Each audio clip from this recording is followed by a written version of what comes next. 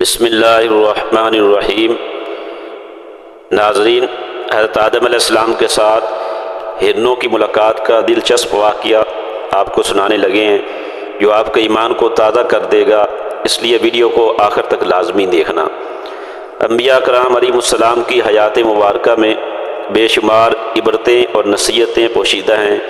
ان کے ہر قول و فعل میں ربانی حکمت چھپی ہوتی ہے، اور ان کے ساتھ پیش آنے والے واقعات انسانوں اور حتیٰ کہ جانوروں کے لیے بھی ہدایت کا سرچشمہ بن جاتے ہیں۔ انہی مقدس واقعات میں ایک واقعہ حضرت آدم علیہ السلام اور جنگلی ہرنوں کا ہے، جس میں نیت کی پاکیزگی اور اخلاص کو بہترین طریقے سے بیان کیا گیا ہے۔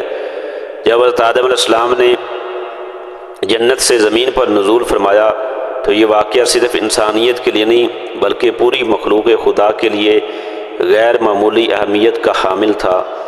زمین، ہوا، پانی، درخت، پہاڑ، چرند پرند، درندے سب کے سب ایک غیر دیکھنے والی خوشبو اور روحانی کیفیت سے متاثر ہو رہے تھے۔ زمین پر سب سے پہلا انسان جو اللہ تعالیٰ کا منتخب نبی تھا وہ حضرت آدم علیہ السلام تھے۔ جب اس دنیا میں آئے تو مخلوقات نے اس کو اللہ تعالیٰ کی خاص نشانی کے طور پر جانا۔ حضرت آدم علیہ السلام جب زمین پر تشریف لائے تو مختلف جانور آپ کی زیارت کے لیے آنے لگے۔ جانوروں کا یہ اجتماع عام نہ تھا بلکہ یہ خالص محبت، ادب اور عقیدت پر مبنی تھا۔ ہر جانور اپنی حیثیت کے مطابق حضرت آدم علیہ السلام سے قریب ہونے کی کوشش کرتا اور آپ ان پر رحمت بھری نظر ڈالتے اور ان کے لیے مخصوص دعائیں فرماتے۔ اسی دوران جنگل کے ایک حصے سے ہرنوں کا ایک گروہ بھی آیا۔ یہ ہرن بڑے ادب و احترام سے چلتے ہوئے حضرت آدم علیہ السلام کے قریب پہنچے۔ وہ نہ کسی لالچ کے ساتھ آئے تھے نہ کسی جسمانی فائدے کے لیے، بلکہ صرف اور صرف زیارت اور دعا برکت کی نیت سے حاضر ہوئے تھے۔ حضرت آدم علیہ السلام نے ان ہرنوں کی نرمی، انکساری اور اخلاص کو محسوس کیا۔ آپ نے شفقت و محبت کے ساتھ اپنا مبارک ہاتھ ان کی پشتوں پر پھیرا اور ان کے لیے دعا فرمائی۔ جیسے ہی آپ کا مبارک ہاتھ ان کی پشتوں پر آیا، اللہ تعالیٰ نے ان ہرنوں کو ایک خاص نعمت سے نواز دیا۔ ان کی نافوں سے ایک منفرد خوشبو نکلنے لگی جو بعد میں مشک کے نام سے جانی گئی اور دنیا میں ایک نایاب اور قیمتی خوشبو شمار ہونے لگی۔ وہ ہرن جب اپنے باقی ساتھیوں کے پاس واپس لوٹے تو ان کے جسموں سے اٹھتی مشک کی خوشبو نے پورے علاقے کو مہکا دیا۔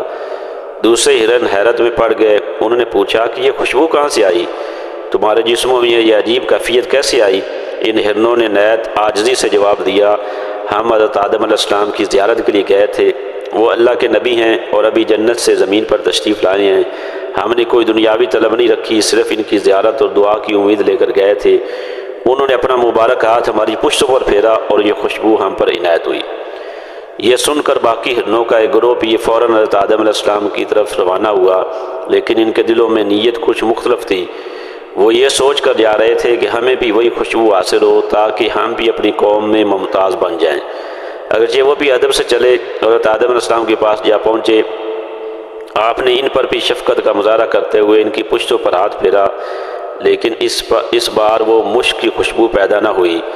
جب وہ ہرن واپس آئے اور دیکھا کہ ان کے جسم میں کوئی خوشبو پیدا نہ ہوئی، نہ کوئی زہری تبدیلی آئی، تو وہ متعجب ہوئے، بڑے حیران ہوئے۔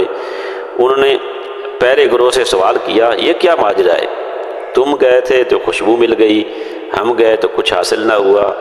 ہم نے بھی سلام کیا، ادب کیا، زیارت کی، تو پھر یہ فرق کیوں؟ پہلے گروہ نے جواب دیا جو مشک حاصل کر چکا تھا۔ انہوں نے نرمی سے بولا، اصل فرق نیت کا ہے۔ ہم صرف زیارت اور دعا کے جذبے سے گئے تھے، اللہ کے نبی سے ملاقات کی سعادت حاصل کی تھی، لیکن تمہاری نیت میں خوشبو کا لالچ تھا، شہرت کی تمنا تھی، اور یہ چیز اللہ تعالیٰ کے ہاں قابل قبول نہیں۔ اللہ کی عطا نیت پر منحصر ہے، شکل پر نہیں۔ یہ واقعہ محض ہرنوں اور حضرت آدم علیہ السلام کا نہیں بلکہ پوری انسانیت کے لیے ایک آئینہ ہے۔ اس میں ایک عظیم سبق چھپا ہوا ہے۔ اللہ تعالیٰ کے محبوب بندوں کے پاس نیک نیتی اور خالص ارادے سے برکت کا باعث کی نیت سے جانا چاہیے، لیکن اگر کسی کا ارادہ دنیاوی مفاد، شہرت یا ریاکاری پر مبنی ہو تو اسے وہ برکات حاصل نہیں ہوتی جو مخلص دلوں کو نصیب ہوتی ہے۔